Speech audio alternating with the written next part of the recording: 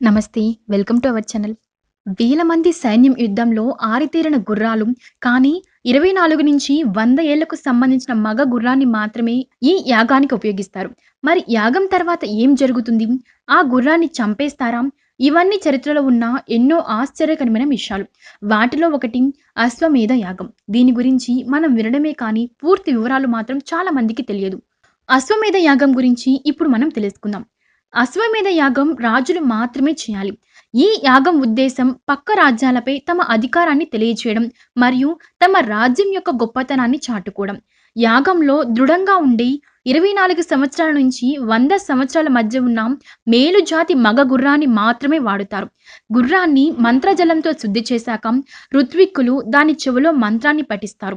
ఎవరైనా ఈ గుర్రాన్ని ఆపడానికి ప్రయత్నిస్తే ఒక కుక్కని చంపి సంకేతంగా తెలియచేస్తారు. ఆ తర్వాత గుర్రాన్ని 1 సంవత్సర కాలం పాటు యథేచ్ఛగా తిరగడానికి ఈశాన్య దిక్కుగా వదిలేస్తారు. ఈ గుర్రాన్ని సూర్యునితోనూ సూర్యుని సాంవత్సరిక ప్రమాణంగా కూడా చేస్తారు. ఈ గుర్రం ఏ రాజ్యంలో అయితే సంచరిస్తూ ఉంటుందో ఆ రాజ్యాన్ని నిర్వాహకులకు సొంతం చేసుకుంటారు. గుర్రాన్ని ప్రతి ఇబ్బంది ఆపద నుంచి కాపాడడానికి గుర్రానికి తోడుగా రాజకుమారుడు కానీ సైనికులు కానీ వెంటనే ఉంటారు. ఈ గుర్రం తిరిగే కాలంలో అక్కడ రాజ యజ్ఞ యాగాదులు చేస్తూ ఉంటారు.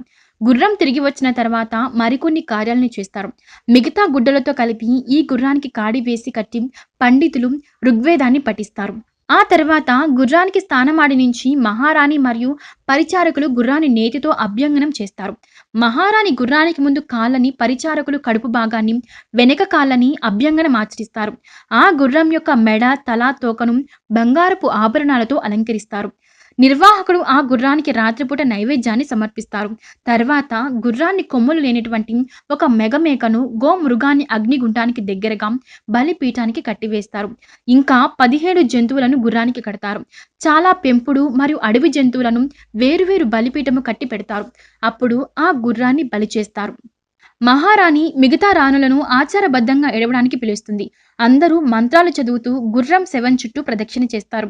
మిగతా రాణులు అశ్లీలను ఉచ్చరిస్తూ ఉంటే ఆమె గుర్రంతో భోగిచ్చినట్లుగా అనుకరిస్తూ ఉంటుంది.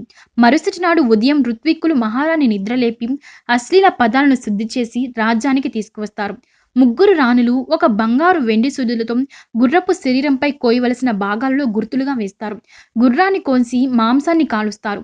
గుర్రం యొక్క అవయవంలో వేరువేరు భాగాలను వేరువేరు దేవుళ్లకు నివేదన ఇస్తారు. ఆ తర్వాత ఆ స్థితితో యాగం ముగుస్తుంది.